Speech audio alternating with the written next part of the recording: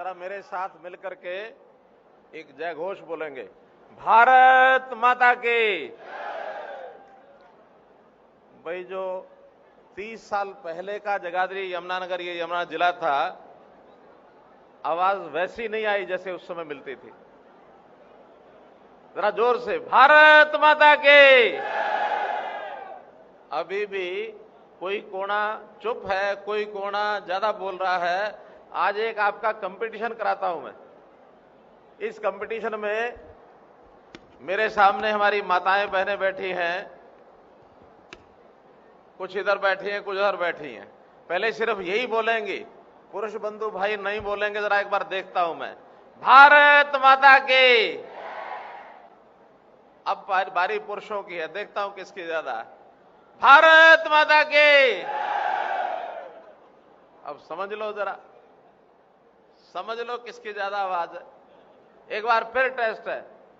इस बार पहले पुरुष बोलेंगे, भारत माता की।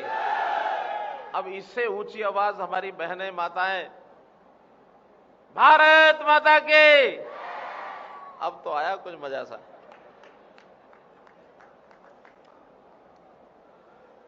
बहुत ही मेरी प्यारी ये नगरी है, जगाधरी कह लें, यमुनानगर कह लें, इसको यमुनानगर जिला कह लें। आज इतनी बड़ी संख्या में यहां आप लोगों की उपस्थिति में मन बहुत प्रसन्न है। आज के इस अवसर पर हमारे मंच पर हरियाणा सरकार में मेरे साथी मंत्री श्री कंवरपाल जी और हमारे लोकप्रिय सांसद श्री रतनलाल कटारिया जी, विधायक हमारे श्री घनश्याम जी अरोड़ा, जिले के पार्टी के अध्यक्ष श्री रमेश सप्रा जी, जिला प्रभारी श्री धुम्मन सिंह जी किरमच,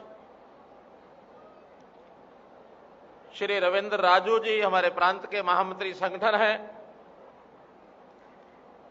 इस कारपोरेशन में हमारे मेयर हैं भाई मदन चौहान जी। मेरे साथ राजनीतिक सलाहकार श्री किशन बेदी जी,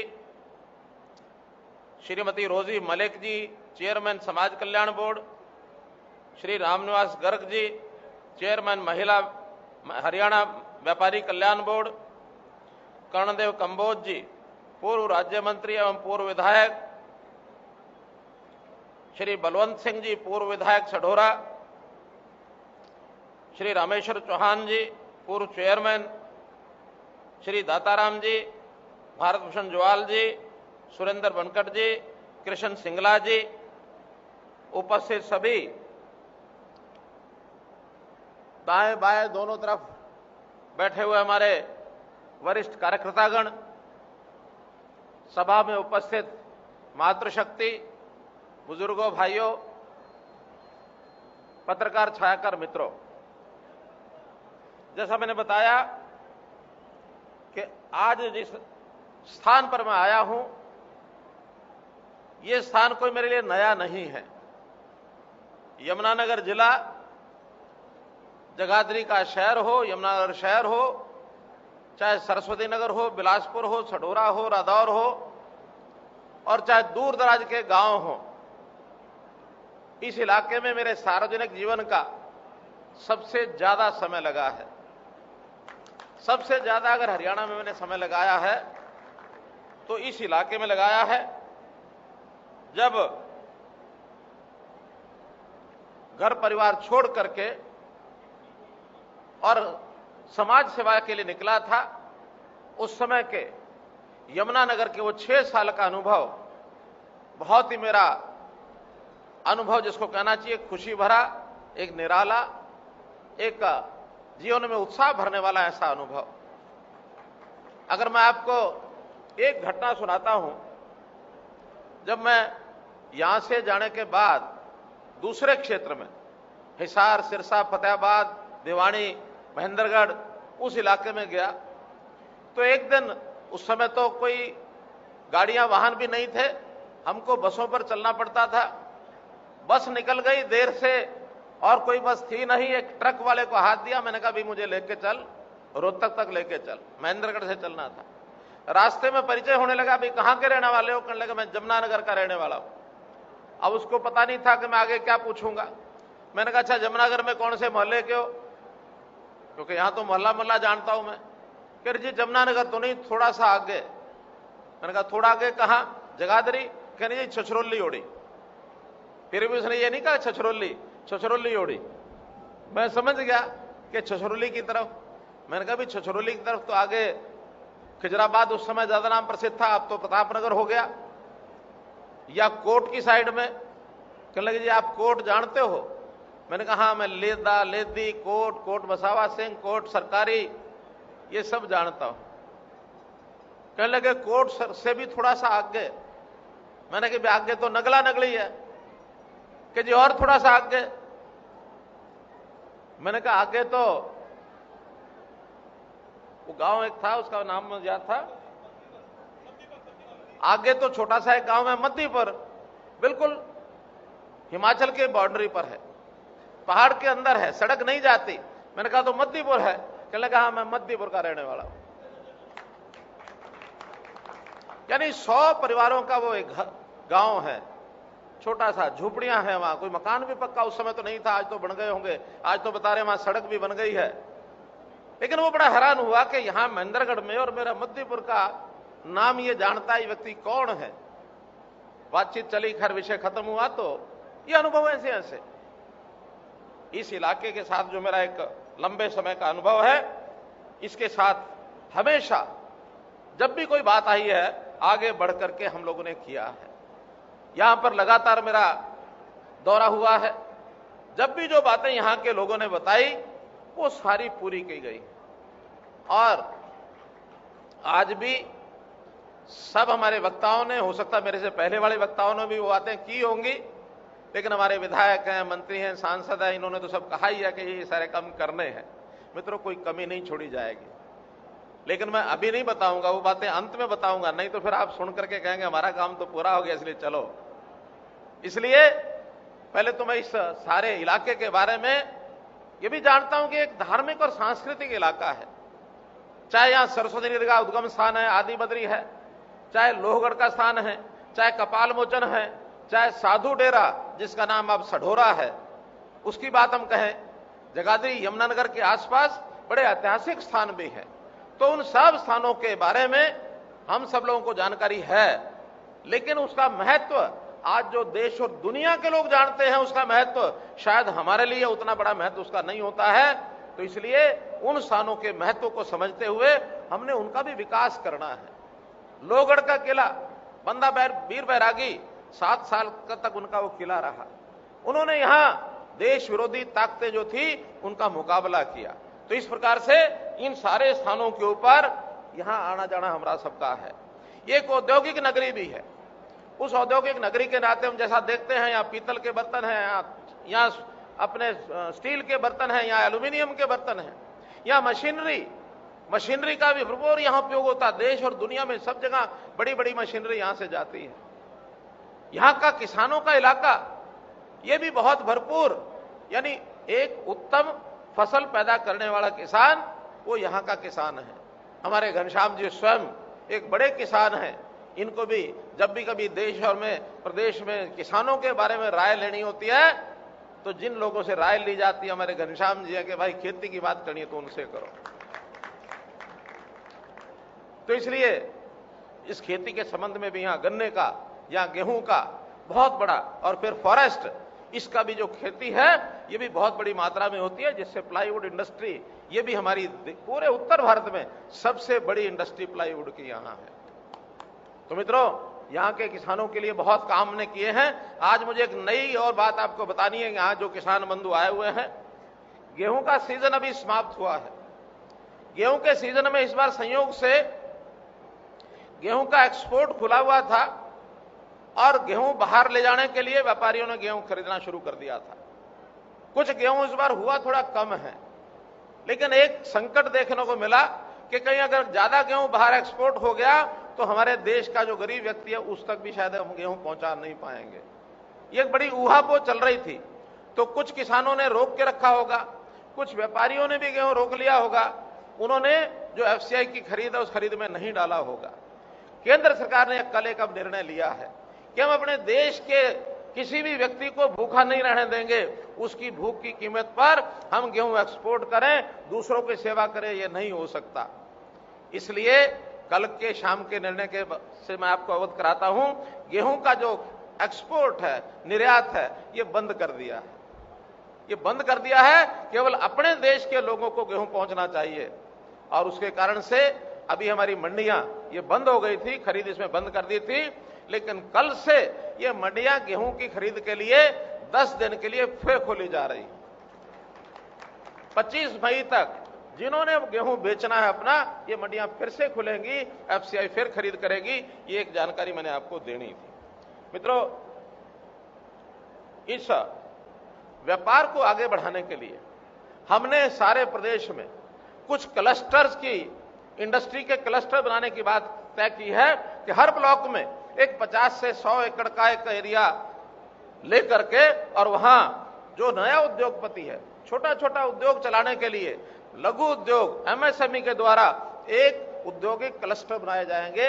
इसलिए यहां भी हम कम से कम 4-5 ब्लॉक हैं, हर एक ब्लॉक में ऐसे 5 क्लस्टर बनाएंगे ताकि हमारे नौजवानों को रोजगार मिले, हमारे किसान पुत्रों को भी, जिनके पास अब काम कम हो गया, उनको रोजगार के लिए ये हम बनाने वाले हैं। वो फिर लघु इंडस्ट्री में, चाहे वो प्लाईवुड का नक्शा यानी प्लाईवुड की इंडस्ट्री बनाए, चाहे बर्तन की इंडस्ट्री बनाए, जो भी उसको करना है वो सब करेंगे। जहां तक विकास की बात है, विकास पिछले 6-7 सालों में, अब कोई आंकड़ा निश्चित तो मैं नहीं बता सकता, क्योंकि यहां नेशनल हाईवे वो अपने ढंग से विकास कर रहे हैं।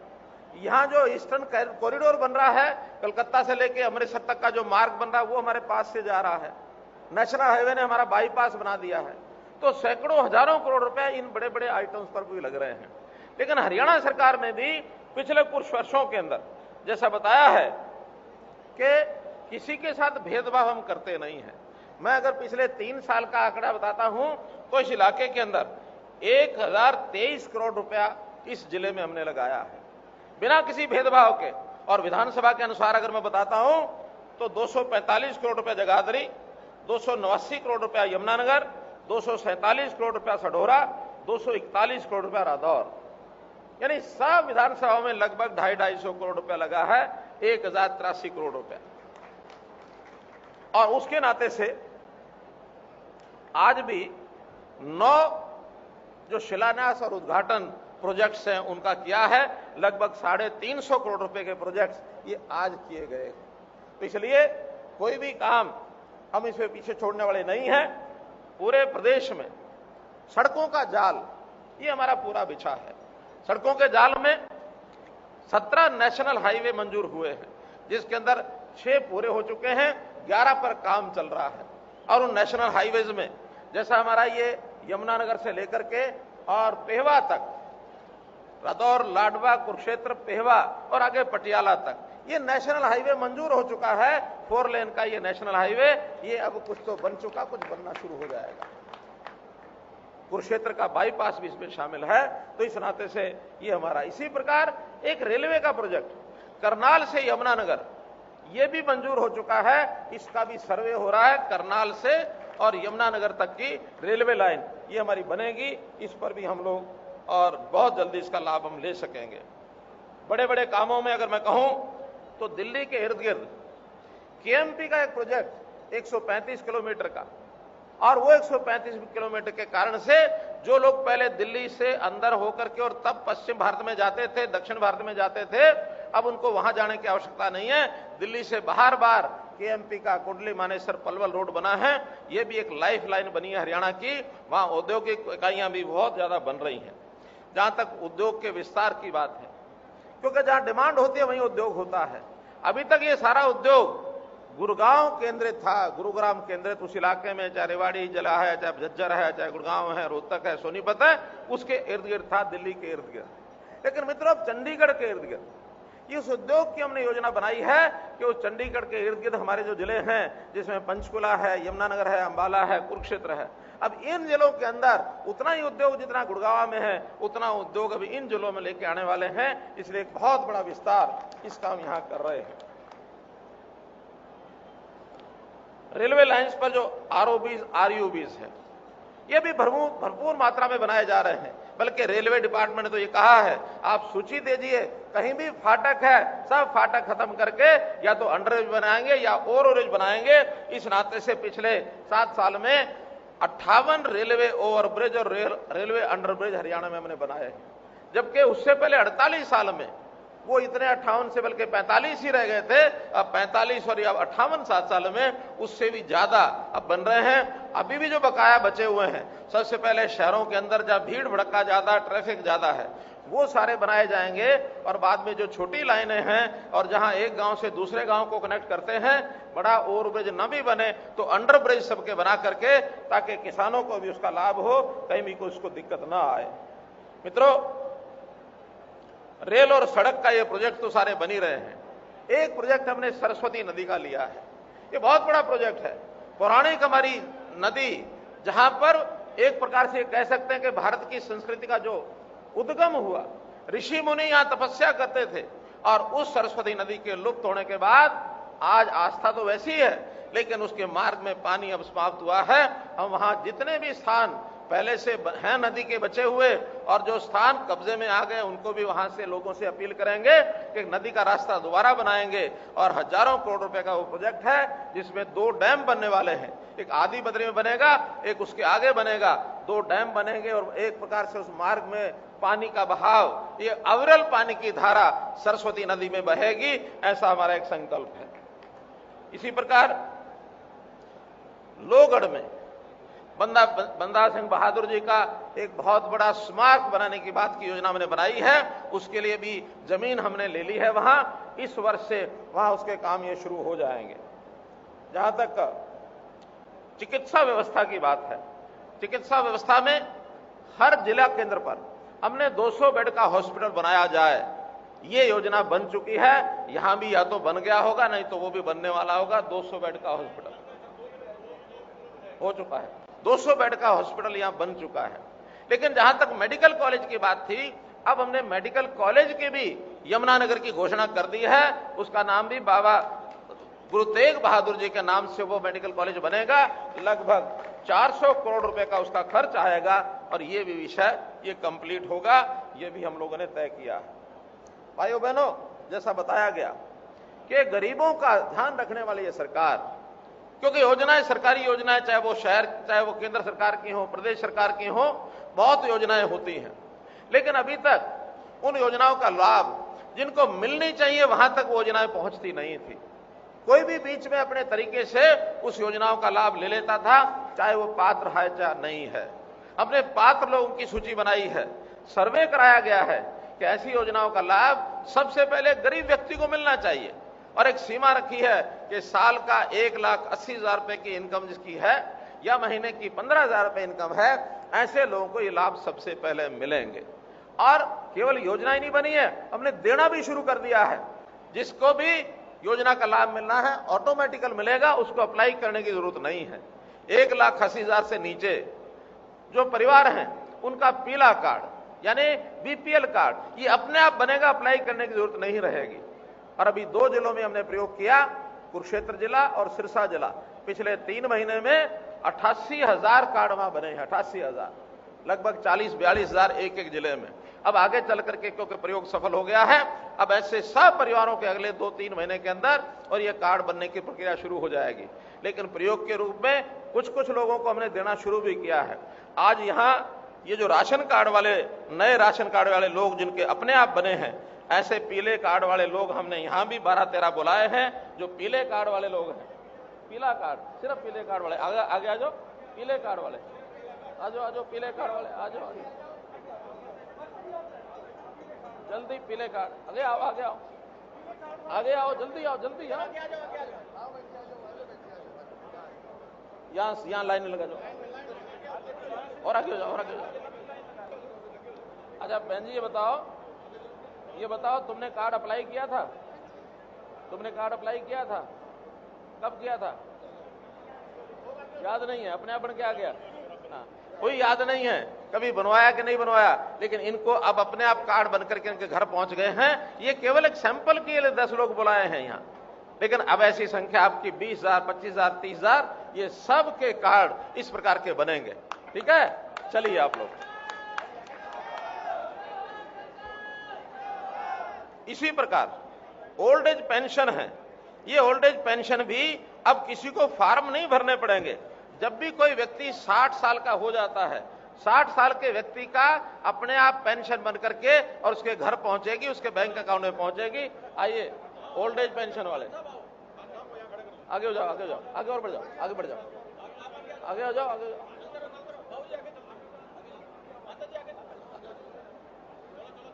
चलो और आगे बढ़ जाओ, और आगे बढ़ जाओ। क्यों बाबा, ये अपने आप पेंशन बन के आई नहीं आई? अपने आप आई? आपको कहीं जाना तो नहीं पड़ा? कहीं नहीं जाना पड़ा। हमने सबकी डेट ऑफ बर्थ लिख दी है परिवार पहचान पत्र में, और जिस दिन 60 साल में 1 महीना रह जाता है, सरकारी अधिकारी उनके यहाँ चला जाता है, एक साइन करा के ले आता है, और अगले महीने से इनको अपने आप पेंशन मिलनी शुरू हो जाती है। ठीक है कि नहीं है? ठीक है ना? चलिए, बहुत बहुत बधाई आपको।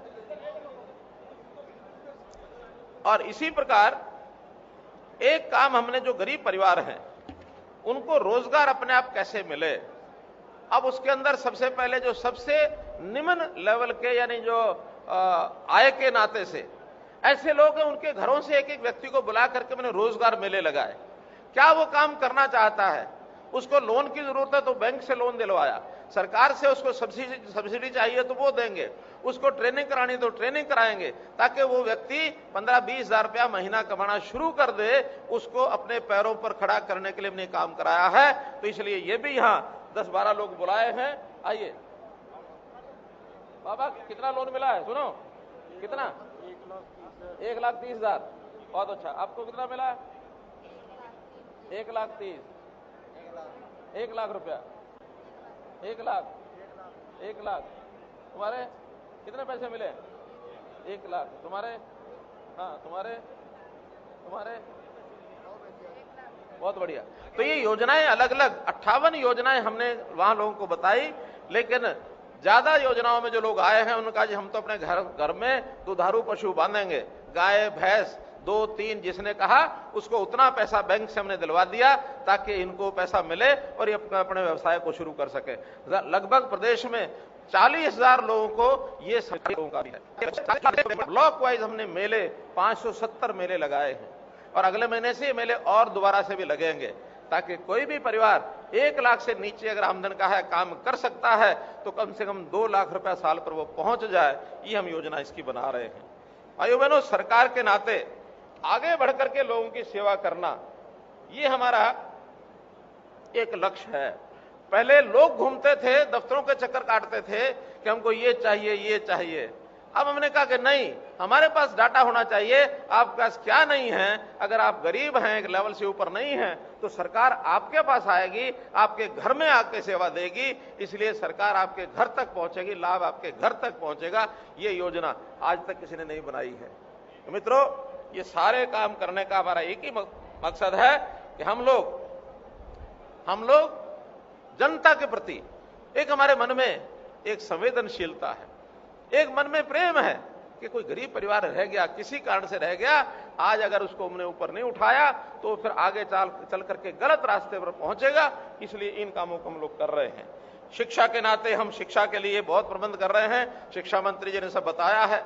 लड़कियों के लिए कॉलेज 20 किलोमीटर के दायरे में कॉलेज जरूर होगा, और हमने हरियाणा में लगभग सब कॉलेज जितने नए बनाने थे सब हो गए हैं। इसके बाद उन शिक्षा वाले विद्यार्थियों को, लड़के हों चाहे लड़कियां हों, उनको हुनर सिखाएंगे ताकि वो अपने काम करने लायक भी वो सब बन सकें।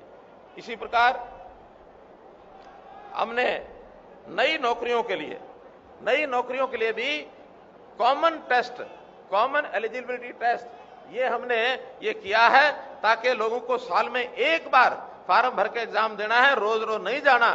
जो योग्य होगा उसको नौकरी मिलती चली जाएगी, चाहे ग्रुप सी की हो चाहे डी हो। रोज रोज चक्कर नहीं काटने पड़ेंगे और 3 साल में फीस भी एक बार देनी पड़ेगी, चाहे उसकी फीस 250 है, 500 है, 1000 है, जितनी भी देनी है वो अलग अलग आय के हिसाब से देनी पड़ेगी, लेकिन उसको भी एक बार ये काम जो है सारा करना पड़ेगा। तो मेरा कहने का भाव ये है कि हम लोग जन सेवा में लगे हैं और जन सेवा करते हुए एक बात का ध्यान और भी हम रख रहे हैं कि इस काम में करते हुए कोई गलत काम ना कर बैठे। भ्रष्टाचार को कैसे रोकना है, ये हमारी प्राथमिकता है। भ्रष्टाचार करने वाला चाहे कोई नेता होगा, चाहे कोई अधिकारी होगा, कर्मचारी होगा, या जनता में जो लोग ऐसे हैं गलत काम करके अपना फायदा उठाते हैं, उन सबको भी रोकना होगा। तो भ्रष्टाचार जैसी बीमारी, यानी कांग्रेस के लोग भ्रष्टाचार के बारे में क्या कहने लग गए, जगह जगह भ्रष्टाचार है। भ्रष्टाचार इससे पहले बहुत था, लेकिन उनकी आदतें क्या थी, भ्रष्टाचारी के साथ मिल जाना, ना कुछ करना, उनको पकड़ना, ना खुद कुछ करना। चोर चोर मौसेरे भाई ऐसे होते थे, समझौता करते थे, किसी को पकड़ते नहीं थे। हम अपनी सरकार में ऐसे जो लोग मिलते हैं अपने आप पकड़ते हैं उनको, हमें कोई पकड़वाता नहीं है, हम अपने आप पकड़ करके और उनको सलाखों के पीछे ले जाते हैं। इसलिए भ्रष्टाचार खत्म करने का हमारा संकल्प, इसको सब ध्यान से सुने कि भ्रष्टाचार कोई नहीं करेगा। अगर भ्रष्टाचार करता हुआ पकड़ा गया तो एक तरफ भ्रष्टाचारी और दूसरी तरफ ये मनोहर लाल खड़ा है, ये भ्रष्टाचार का काल मनोहर लाल, ये हमने कहा है। तो हम लोग भ्रष्टाचार कभी किसी को नहीं करने देंगे। किसी की कठिनाई तकलीफ है वो हमको बताएगा, उसकी कठिनाई और तकलीफ हमेशा हम दूर करेंगे। भाइयों बहनों, कहने को तो बहुत है मेरे पास, लेकिन सब कुछ सब जगह एक साथ नहीं सुनाया जा सकता। बहुत बढ़िया, धन्यवाद, जिंदाबाद, ईएम सीएम जिंदाबाद, सुन ली मैंने। आपके इस नारे के लिए धन्यवाद। तो मैं ये कह रहा था कि हमने काम तो इतने किए हैं कि एक समय में शायद सुनाने बताने मुश्किल होंगे, लेकिन इस इलाके के विकास के कामों में लगातार जब भी जो बात हमारे सामने आई है उसको हमने पूरा किया है। अभी भी सभी चारों विधानसभाओं में जो लोगों ने हमारे पास मांग भेजी थी, मांग तो बहुत ज्यादा थी, लेकिन उनमें भी हम सरकारी विभागों से फिजिबिलिटी लेते हैं, कौन सी करने लायक अभी है, कौन सी नहीं है। तो इसलिए वो जितने भी हैं, अधिकांश जो डिमांड्स है वो हमने इसमें सहमति बताई है। और उस सहमति में अगर मैं मोटी मोटी बताता हूं तो उसके अंदर जैसे एजुकेशन के अंदर, एजुकेशन में हमने नगर निगम का वार्ड नंबर 8 फरकपुर स्कूल का जो उन्होंने कहा कि इसको सीबीएसई बोर्ड, जैसा भी बताया, स्कूलों में हम लोग इन स्कूलों को मॉडल संस्कृति स्कूल ये बना रहे हैं। केवल सीबीएसई नहीं तो फरकपुर में अगर आप चाहें तो ये मॉडल संस्कृत स्कूल भी बनाएंगे, इसलिए इसको मॉडल संस्कृत स्कूल बनाया जाएगा। इस पर जो भी खर्चा आएगा उसको हम करेंगे। छोटे छोटे काम एजुकेशन के 7-8 हैं, उनको बताने की जरूरत नहीं है। हेल्थ में जैसे सढौरा का 10 बेड का अस्पताल है, उस 10 बेड के अस्पताल को 50 बेड का अस्पताल बनाया जाएगा, ये आज मैं घोषणा करता हूं। इसी प्रकार अल्हार गांव में पीएचसी की बिल्डिंग, इसका निर्माण कराया जाएगा। ऐसे ही कलानौर में अस्पताल की नई बिल्डिंग का ये निर्माण ये कराया जाएगा। और सढौरा में, सढौरा का तो जो अस्पताल है उसी में वो बिल्डिंग भी अपने आप उसके अंदर आ जाएगी। ऐसे जो मार्केटिंग बोर्ड की सड़कें हैं, बहुत बड़ी संख्या इसमें बताई गई है, तो उसमें से कुल 41 सड़कें वो मंजूर की गई हैं। उन 41 सड़कों के अंदर ज्यादातर सड़कें सढौरा और रदौर जगह सभी विधानसभाओं की हैं। तो ऐसी 47 सड़कें, 41 सड़कें, 27 करोड़ रुपया इसके लिए सबके लिए मंजूर किया जाता है। क्योंकि इतनी ज्यादा है, पढ़ने लगूंगा तो इसी में समय लग जाएगा। इसमें जो एक बड़े बड़े काम है, 5 करोड़ का स्पेशल रिपेयर ऑफ रोड, जिस मंडी में हम बैठे ये कार्यक्रम कर रहे हैं, इस मंडी की सड़कें ये भी मुरम्मत के लिए जरूरी है, इसके लिए अलग से 5 करोड़ रुपया और वो मंजूर किया जाता है। इरिगेशन के नाते भी सब काम बड़े महत्वपूर्ण हैं, इनको मैं पढ़ देता हूं जल्दी से। जमुना जी पर छठ पूजा घाट, हमीदा, पूर्वी बाड़ी माजरा, वेस्ट बाड़ी माजरा, वेस्ट चिट्टा मंदिर, ये सब पूजा घाट, छठ पूजा घाट ये बनाए जाएंगे। सिविल अस्पताल से लेकर नहर के पुल तक सड़क का निर्माण। फिर अलीपुरा में राक्षी चौतंग नदी पर पुल का निर्माण। बरसाण से बहादुरपुर सड़क पर आवर्धन नहर पर पुल का निर्माण। अल्हार जटराणा मार्ग से आवर्धन नहर पर नए और चौड़े पुल का निर्माण। पश्चिमी यमुना नहर पर हमीदा हेड पर नए और चौड़े पुल का निर्माण, बापोली से सढौरा के बीच राक्षी के तंग पुल की जगह नया चौड़ा पुल का निर्माण, सुकरा नदी पर पुल का निर्माण, पथराड़ा नदी पर पुल का निर्माण, ममलीवाड़ा से कोटड़ा कान सिंह वाली जोड़ने वाली पुलिया का निर्माण। तो इस प्रकार से ये इरिगेशन के कुल मिलाकर 10 काम हैं। 58 करोड़ रुपया इसके लिए मंजूर किया जाता है। पब्लिक हेल्थ के भी जो छोटे बड़े काम हैं इनके लिए भी 7 करोड़ रुपया और ये मंजूर किया जाता है। ऐसे ही पीडब्ल्यूडी के मित्रों काम बहुत हैं और जितने इन्होंने लिख के दिए हैं पढ़ूंगा तो यहीं शाम हो जाएगी। मैं टोटल बता देता हूं कि इन टोटल जो काम हैं 114 काम पीडब्ल्यूडी के जो अलग अलग विधानसभाओं के, यमुनानगर 13, जगाधरी 31, सढौरा 42, रादौर 28, ऐसे 114 काम छोटे बड़े सब मिलाकर के 129 करोड़ रुपया इस काम पर खर्च आएगा। ये सारे मंजूर किए जाते हैं। और इसमें अगर कोई उल्लेखनीय बड़ा का काम बताना हो कोई, तो उसमें यमुनानगर विधानसभा में पीडब्ल्यूडी रेस्ट हाउस, इसके अंदर इसका नवीनीकरण किया जाएगा, लगभग 5 करोड़ रुपया इसके ऊपर खर्च आएगा। ऐसे Yamunanagar Khajuri Jatrana road up to Gumthala 37 crore रुपया ये भी इसमें शामिल है। Construction road Kalam Sadhaura road Shahabad Pammuwala 5.5 crore रुपया इसमें शामिल है। इसी प्रकार 3 करोड़ 13 लाख रुपया रदौर से वाया बपोली सढौरा कुणगढ़ खेड़की ब्राह्मणन, इसका 3 करोड़ 12 लाख रुपया इसमें शामिल है। ये सब 2-3 करोड़ से इससे जो ऊपर जो काम है वो बता रहा हूं। छछरौली कोट टू बरौली माजरा ये 4.5 करोड़ का काम शामिल है। जगाधरी बिलासपुर सलेमपुर बांगड़ ये भी 3 करोड़ का काम इसमें शामिल है। लेदा खादर से कोतरखाना खान सिंह ये भी 2 करोड़ का काम इसमें शामिल है। इसी प्रकार दादूपुर खदरी रोड ये भी 3 करोड़ का काम इसमें शामिल है। इसके बाद जगाधरी शहर के लिए एक्सचेंज और एसडीओ ऑफिस, इसके भवन निर्माण के लिए 15 करोड़ ये भी मंजूर किया है। मित्रों जो कुछ नगर परिषद नगर निगम के काम छोटे छोटे बहुत काम हैं, ऐसे ही ग्रामीण क्षेत्र में पंचायतों के काम, इनकी भी संख्या लगभग 200 है। तो ऐसे ये 300-400 जो काम हैं इनके लिए हमने ब्लॉक के अनुसार पैसे मंजूर कर दिए हैं।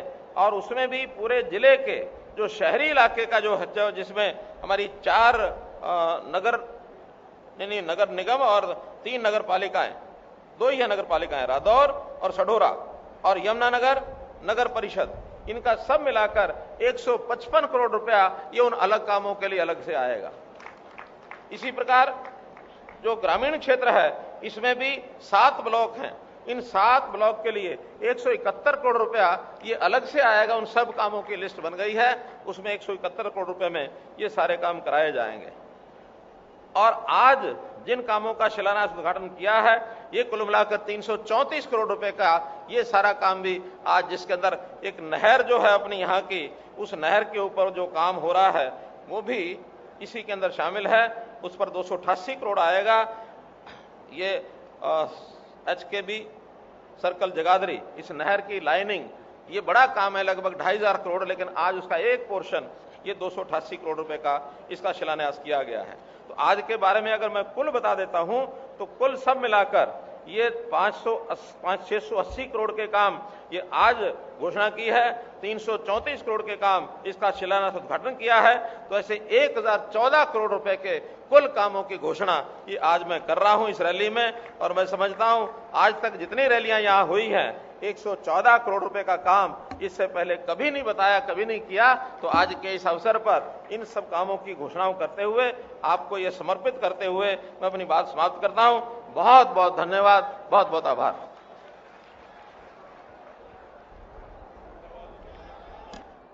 एक बार जोरदार तालियों से करोड़ों रुपए की सौगात जिला यमुनानगर के देने के लिए माननीय मुख्यमंत्री जी का हम सभी तहे दिल से हार्दिक आभार और धन्यवाद व्यक्त करते हैं। माननीय मुख्यमंत्री जी ने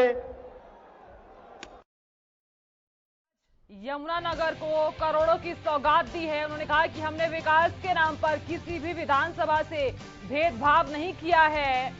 करनाल से यमुनानगर तक रेलवे लाइन बनने का काम मंजूर हो गया है। हर जिला केंद्र में 200 बेड के अस्पताल की योजना बनाई गई है।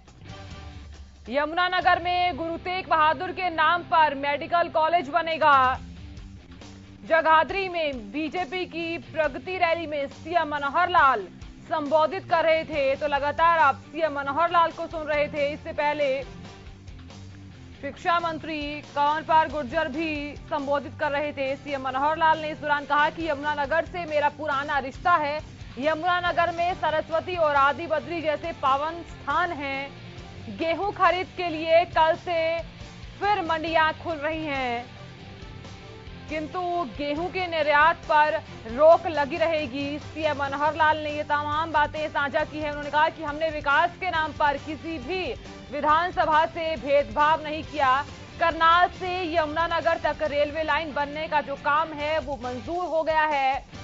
तो प्रगति रैली में सीएम मनोहर लाल सभी को संबोधित कर रहे थे, तो लगातार आप वो तस्वीरें भी देख रहे थे जिसमें सीएम मनोहर लाल ने कहा कि यमुनानगर में मेरा पुराना रिश्ता है। तो सीएम मनोहर लाल ने इस प्रगति रैली में सभी को संबोधित किया। लगातार आप उन्हें सुन रहे थे। सीएम मनोहर लाल ने इस दौरान कहा कि यमुनानगर से मेरा पुराना रिश्ता है। सरस्वती और आदि बद्री जैसे पावन स्थान है यहाँ पर। गेहूं खरीद के लिए कल से फिर मंडियां खुल रही हैं, लेकिन गेहूं के निर्यात पर रोक लगी रहेगी। तो सीएम मनोहर लाल ने आज यमुनानगर को करोड़ों की सौगात दी है। हालांकि इस रैली में बीजेपी के कई दिग्गज नेता भी शामिल हुए। यमुनानगर से विधायक घनश्याम दास भी इसमें मौजूद रहे। सांसद रतनलाल कटारिया, शिक्षा मंत्री कंवरपाल गुर्जर ने पगड़ी पहनाकर सीएम मनोहर लाल का स्वागत भी किया।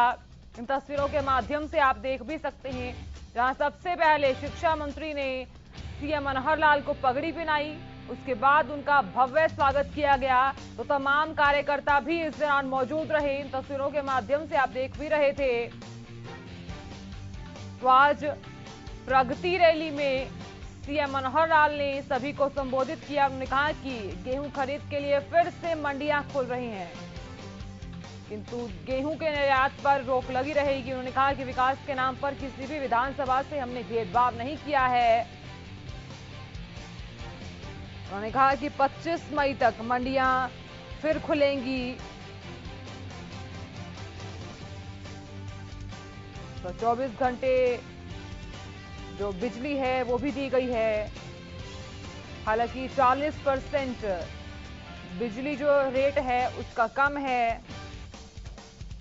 तो आज सीएम मनोहर लाल ने यमुनानगर के वासियों को करोड़ों की सौगात दी है।